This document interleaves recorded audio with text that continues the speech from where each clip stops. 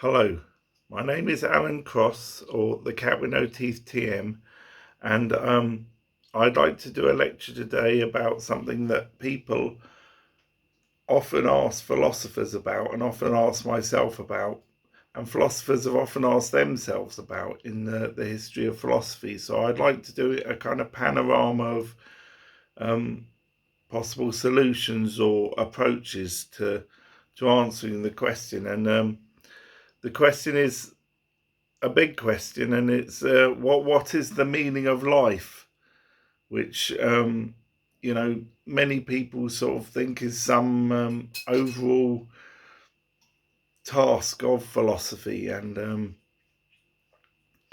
but see, I think the question's interesting because if you think in more detail about what the words actually mean,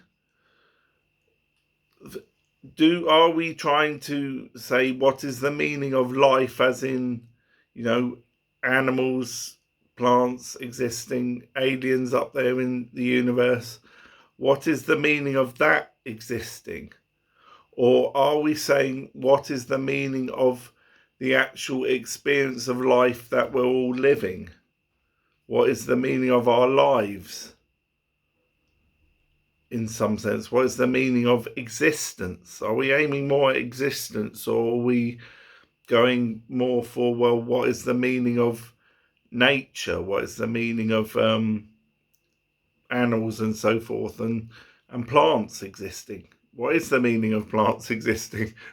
I mean, you can look to the Bible and say, well, God giveth all the seed-bearing plants for man's purposes, but um, are we getting closer to an answer to what we think we mean? Because, if somebody said to you, do you know what the question, what is the meaning of life means? You'd say, well, yeah, I've got a fairly good idea. But the more you look into it, the more you have to say, well, it's a bit like a question with different facets to it, different connotations, and it's like finding out a pool of water is deeper than you expect it to be when looking at it. And um, but to do with philosophers and some of philosophers' approaches to the meaning of life, a philosopher like Schopenhauer would say is some kind of acknowledgement of life's pointlessness and life's lack of meaning. Life, as in, and he looked at life like the circle of desire and completion, and then antithesis and desire again, and saw life as a pointless circle of never realizing it yourself, never actually coming to a conclusion, a sort of cycle of endless pessimism. Um, Other philosophers might look at it from a different angle and say, if you were, say, Kierkegaard, and say that, well, going by the biblical story of Abraham, the meaning of life is to be at God's command in some sense. But God's command is very is um, very kind of powerful and absolute in the Bible, and terrifying. But it also, if you look at what Jesus spoke about not judging people, judge us not is a command of the Bible that that people can get a grasp on easier than the complexities of Abraham's terrible trial of faith. But there's more stuff to do with Kierkegaard on I provide on the course. But so where were we? So are we asking what is the meaning in life? Is what I would propose to cast your thoughts over. So what is the meaning in our unique path of existence? What is the kind of what is the kind of difficult thing, pragmatics? What is the kind of functionality of our existence? And the utilitarians were big fans of looking at things with a more mathematical or logical edge in that sense, and they said that things should be measured by the greatest happiness or the greatest fulfillment in life, and therefore is it our meaning in life to find this fulfillment? But I mean, we're all going on our individual paths in life. We're all like raindrops dropping down. We're all on our individual courses, and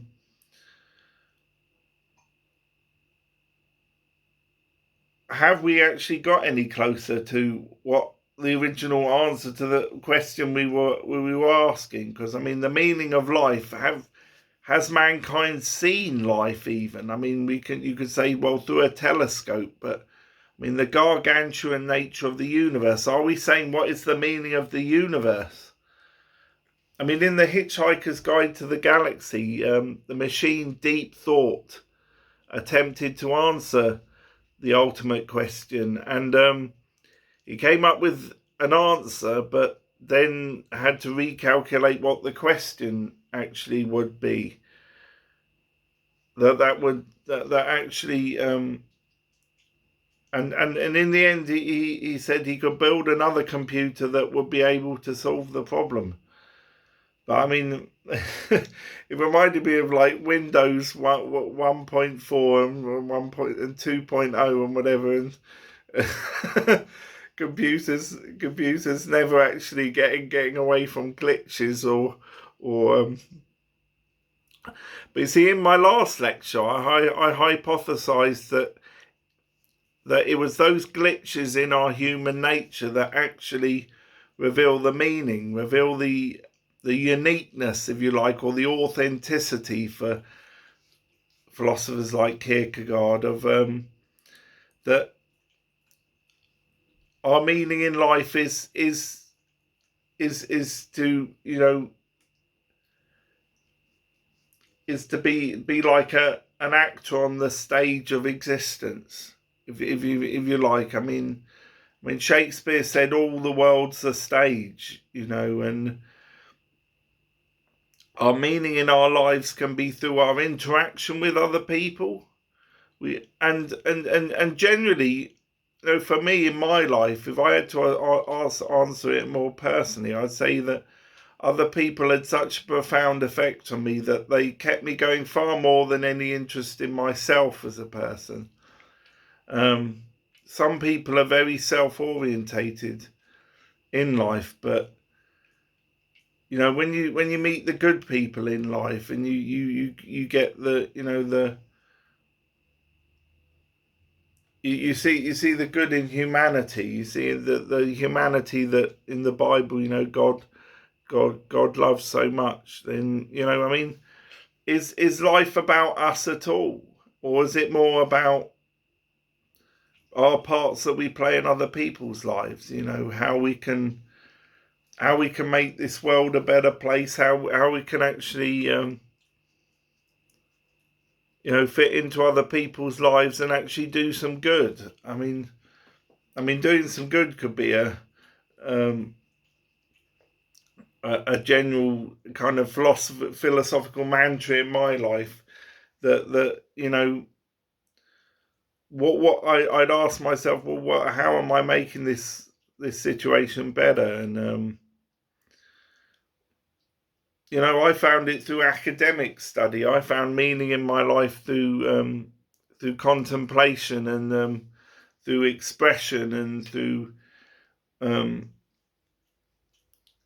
through kind of learning a little bit every day, and then putting things, and then finding the deeper meaning in a bit like you know, a bit like panning for something, finding the deeper meaning of through the little nuggets in wisdom in life. And I mean, if you live life just for yourself, then you might find that you do have problems saying, well, where is the meaning? I mean, the prodigal son walks further from the father's house, and sees less and less meaning, until he stares into Nietzsche's abyss of a lack of meaning, of materiality, of a lack of meaning of just looking at this world as purely objects, without this added notion of life that we haven't got to, the meaning of, I mean, is it the meaning of existence? Is it the meaning of existing? Or is it the meaning of both? I mean, or neither? Or is it the meaning of sitting here, trying to think about life in terms of, well, you type the buttons into a calculator and what comes out the other side? I mean, does life fit into that kind of mode of thinking? I mean, I speculated it was more like an object, like imagine my hands are an object, that you look at it from a different perspective, and then the question changes depending on which facets and connotations that you go into. But I mean, the meaning of life for existentialists was very much, facing up to life's realities and the unbounded nature of free will that we're given in the universe, and studying the notion of perception and prior perception, and looking at, how are our cognitions constructed, as it were, from a functional sense.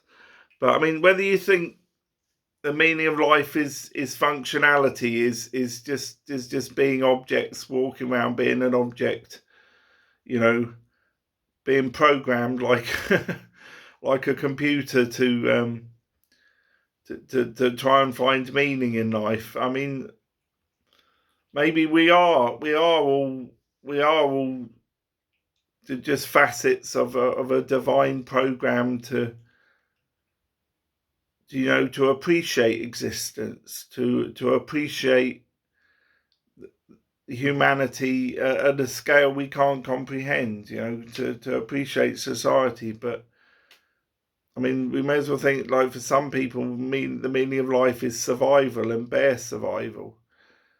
And if you look at the terrible things that are going on in the world, is the meaning of life for us to to fix this this dysfunctioning sort of global perspective, to play our part, to have our say in a better future? All right, thank you.